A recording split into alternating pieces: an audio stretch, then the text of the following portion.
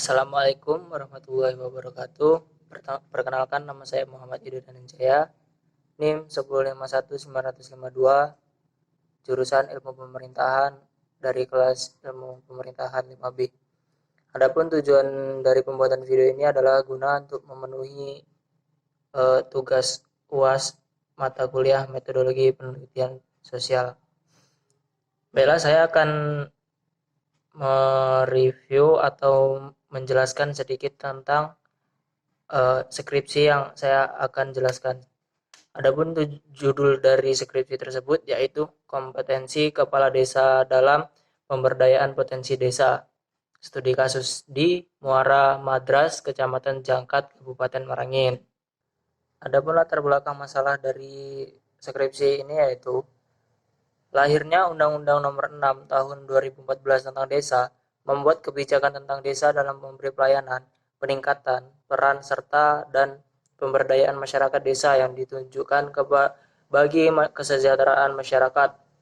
Otonomi asli merupakan bentuk kewenangan yang hanya dimiliki oleh desa berdasarkan adat istiadat yang hidup dan dihormati di suatu desa yang bersangkutan. Senada dengan kewenangan desa pasal 18, yakni kewenangan desa meliputi kewenangan di bidang penyelenggaraan pemerintahan desa, pelaksanaan pembangunan desa, pembinaan kemasyarakatan desa, dan pemberdayaan masyarakat desa. Hal tersebut kurang mendapat perhatian kita sehingga dapat menyebabkan kegiatan administrasi dalam organisasi pemerintahan tidak berjalan seperti yang diharapkan.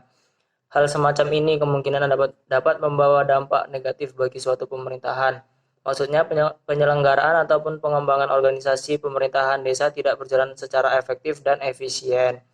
Untuk itu, pemerintah desa mempunyai hak, wewenang, serta kewajiban memimpin pemerintahan desa, yaitu menyelenggarakan rumah tangganya sendiri dan merupakan penyelenggara dan penanggung jawab utama di bidang pemerintahan, pembangunan, dan kemasyarakatan dalam rangka penyelenggaraan urusan pemerintahan desa. Berdasarkan hasil observasi, penulis di Desa Muara Madras, Kecamatan Jangkat, Kabupaten Merangin mengenai potensi yang dimiliki oleh Desa Muara Madras yang peneliti duga sebagai poin kegagalan kepala desa sebagai penggerak dalam pemberdayaan masyarakat yaitu 1. Potensi lahan pertanian atau perkebunan. Peran kepala desa dalam memberdayakan potensi yang dimiliki oleh Desa Muara Madras tersebut belum begitu maksimal. Hal ini ditunjukkan oleh sebagian kecil dari total keseluruhan potensi lahan pertanian yang sudah dikelola sebagai lahan produktif. Dari data kelompok tani rakyat desa Muara Madras, total luas lahan pertanian di Desa Muara Madras seluas 4.125 hektar. Sementara yang sudah dikelola hanya seluas 1.500-an hektar. 2. Kemudian sebagai wilayah yang masih terjaga kemurnian alaminya, kawasan Desa Muara Madras kaya akan potensi wisata alam. Dalam pengamatan peneliti, potensi ini merupakan peluang gagasan positif untuk kemajuan desa dengan cara mengelola potensi tersebut hingga menimbulkan daya tarik dari daerah luar. Letaknya yang geografis pegunungan dengan hutan tropis yang masih terjaga kandungannya, berbagai jenis tumbuhan liar yang bisa disulap bernilai ekonomis menimbulkan keuntungan tersendiri bagi Desa Muara Madras. Tumbuh-tumbuhan yang dianggap sebagai potensi yang bisa dimanfaatkan seperti rotan, bambu, pandan gunung, dan berbagai jenis tumbuhan serupa sebagai bahan dasar anyaman. Adapun yang selanjutnya yaitu rumusan masalah. Berdasarkan latar belakang masalah yang telah penulis jelaskan sebelumnya, rumusan masalah yang akan dibahas dalam penelitian ini adalah bagaimana kompetensi kepala desa dalam pemberdayaan potensi desa Muara Madras. 2. Apakah faktor penghambat kepala desa dalam pemberdayaan potensi desa Muara Madras? Dan ketiga atau yang terakhir, bagaimana upaya kepala desa dalam pemberdayaan potensi desa Muara Madras? Kalau tadi kita sudah membahas rumusan masalah, selanjutnya yaitu tentang tujuan penelitian. Adanya tujuan penelitian ini yaitu diharapkan adanya suatu kejelasan yang bisa dijelaskan dan dijadikan tujuan bagi penulis dalam skripsi ini. Tujuan yang ingin dicapai yaitu 1. Untuk mengetahui kompetensi kepala desa dalam pemberdayaan potensi desa Muara Madras. Yang kedua, untuk mengetahui faktor penghambat kepala desa dalam pemberdayaan potensi desa Muara Madras. Dan yang terakhir yaitu untuk mengetahui upaya kepala desa dalam pemberdayaan potensi desa Muara Madras.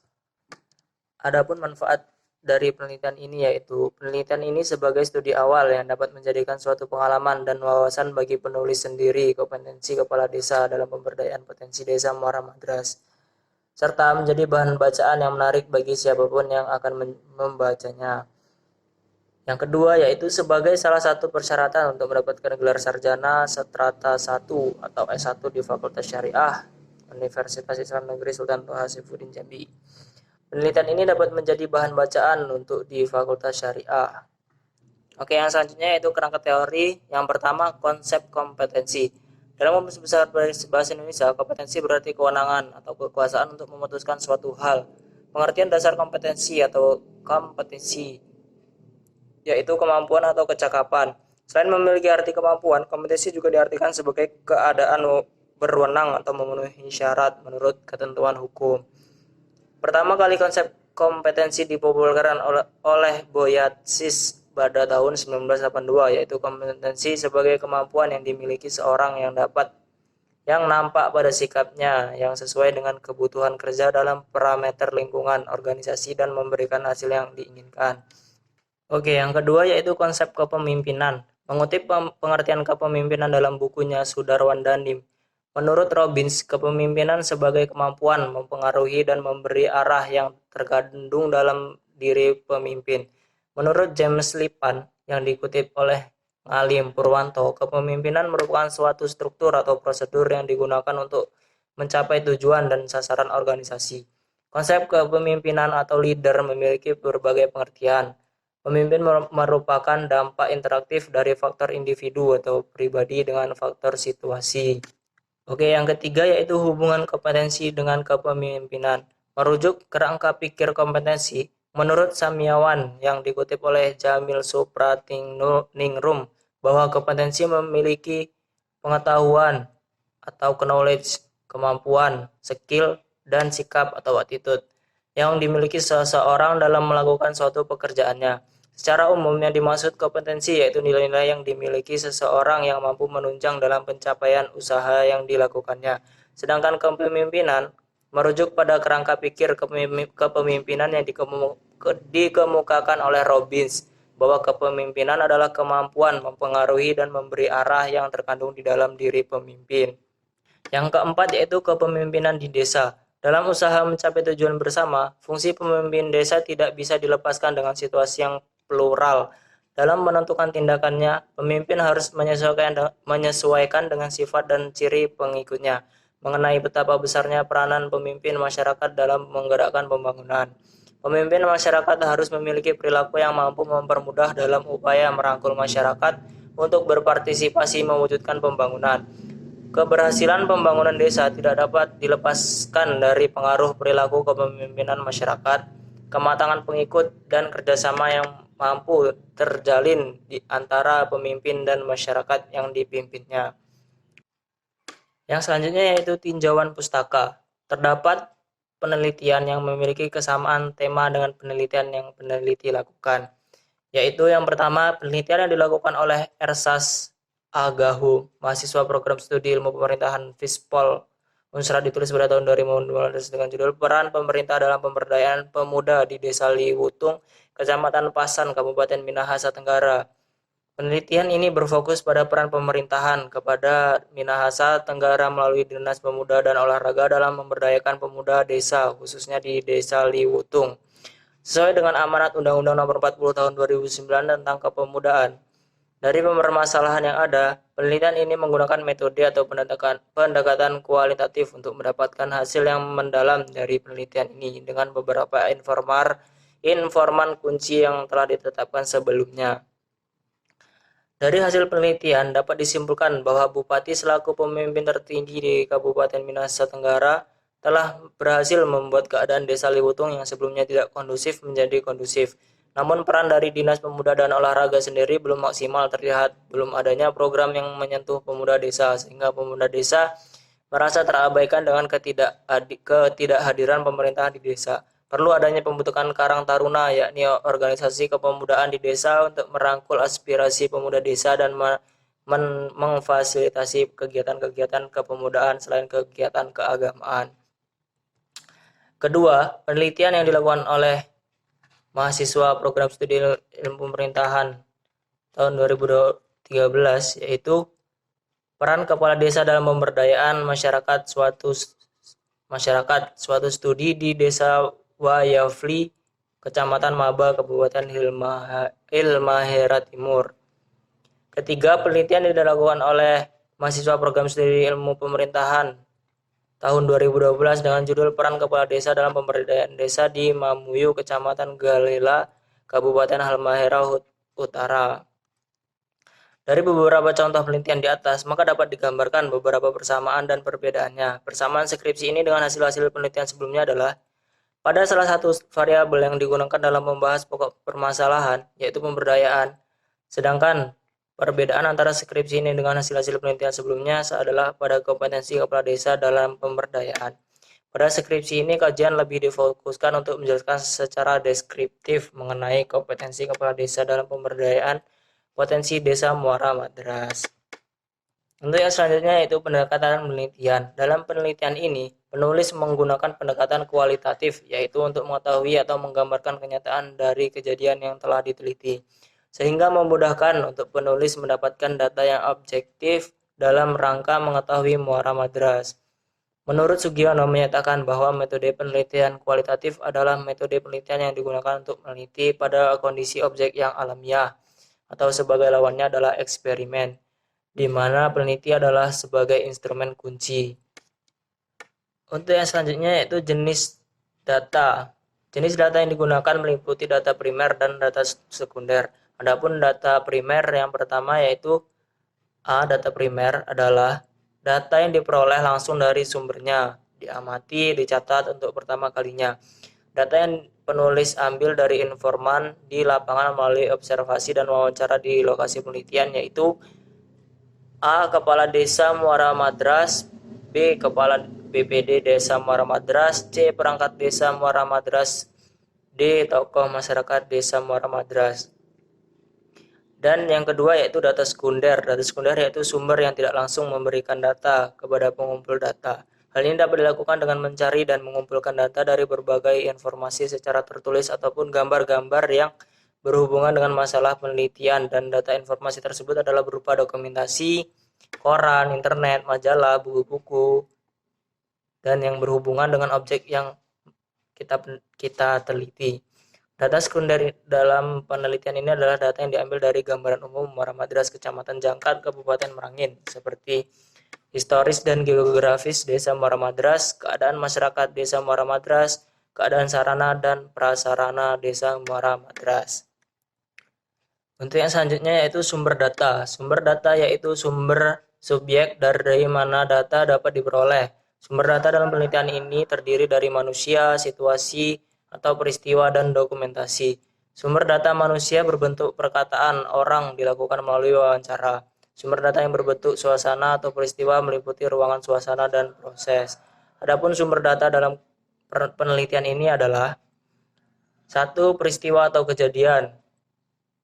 Dalam penelitian ini peristiwa yang terjadi adalah yang dilakukan kepala desa dalam memberdayakan potensi Desa Muara Madras. Dua, pelaksanaan pemberian pelayanan. Dalam hal ini perangkat organisasi kepengurusan lembaga dapat memberikan informasi melalui wawancara. Tiga, yaitu dokumentasi. Data yang diambil dari dokumen ini berupa data dalam bentuk laporan, catatan, peristiwa, keterangan, dan lain-lain. Oke, untuk yang selanjutnya yaitu teknik pengumpulan data. Yang pertama ada observasi.